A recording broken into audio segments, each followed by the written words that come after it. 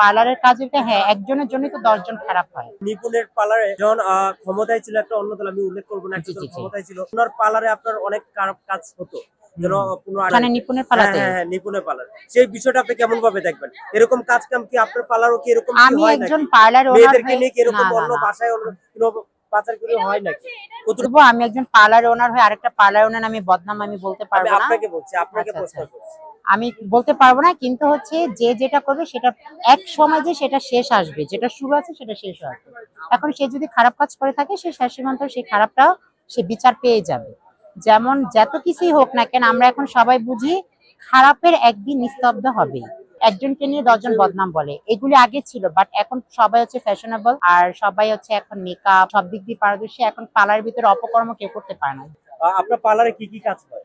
আমাদের পার্লার সব ধরনের কাজ হয়, মেয়েদের যাবতীয় মেকআপ, তারপর hair style, rebonding, manicure, pedicure, everything, facial সবই করানো হয়।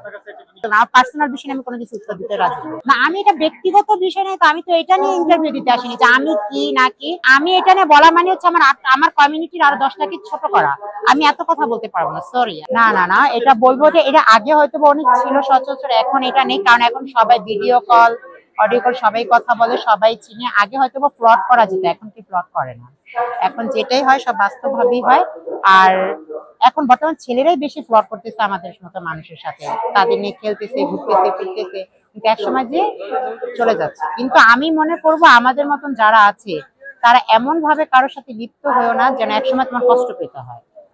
অনেকেই বলছে, আপনি বলছেন ছেলেরা একটা সময় দেয়, কেন একটাকে একটা সময় দেয় সেটা আমি বলতে পারবো না কেন দেয়, হয়তো বা তার টাইম অনেক বেশি, তাই একটা নিয়ে আরেকটা সময় দেয়। এখন আমি এটা নিয়ে কিছু বলতে পারবো না, কারণ সবাই তো এক না। আমি একটু আগে একটা কথাই বলছি, 10 জন এক না। সবাইকে যাচাই বাছাই করতে হবে। তুমি সম্পর্কে জড়াইছো, তুমি সেটা যাচাই বাছাই করো। আমার ভালোবাসার সংজ্ঞাটা মনে হয় একজনের প্রতি একজনের খুব মায়া থাকতে হবে। শুধু মায়া থাকলে হবে? হ্যাঁ, মায়াটা থাকলে মানুষ কখনো কাউকে ছেড়ে যেতে পারে না। এখন তো সবাই টাকার পাগল। হ্যাঁ, টাকার পাগল ঠিক আছে, টাকাও তো লাইফে প্রয়োজন আছে, কিন্তু সবাই টাকার পাগল তা না। কিছু মানুষ হচ্ছে সেই মানুষটার পাগল, ওটা কখনোই ভালোবাসা ছিল না, ওটাকে ভালোবাসা বলে না, ওটাকে বলে জাস্ট চাহিদা। ওদের আর কি বলার আছে, ওদের জন্য তো কথা আছে না যে মানুষ, মুরব্বীরা প্রবাদ বলেন যে একজনের জন্য 10 জন নষ্ট হয়। এখন সত্যিকারের ভালোবাসাকে মানুষ ফ্যাক মনে করে। আমার সাথে ছলনা করতে পারিনি, কারণ আমি এরকম ভাবে কারোর সাথে অ্যাক্টিভই হইনি। আমার নিজের একা থাকতে ভালো লাগে, একা থাকতে পছন্দ করি, ঘুরতে পছন্দ করি, এটাই। যেমন আজকে হুট করে এত কাজের মাঝে, আমি একজন মেকআপ আর্টিস্ট, আমি একটা পার্লারের ওনার, তো এত ব্যস্ততার মাঝেও আমি আজকে ঘুরতে চলে আসলাম বইমেলাতে। ভাবলাম একটু নিজেকে টাইম দিই। যারা ডাবল টাইমিং করে তাদের সে কি বলবো, তারা দুই নৌকায় তো কেউ পাও দিয়ে চলতে পারে না। যারা দুই নৌকায় পাও দিয়ে চলে তারা কখনোই সুখী হতে পারে না। আমার আমার আত্মবিশ্বাস এটাই।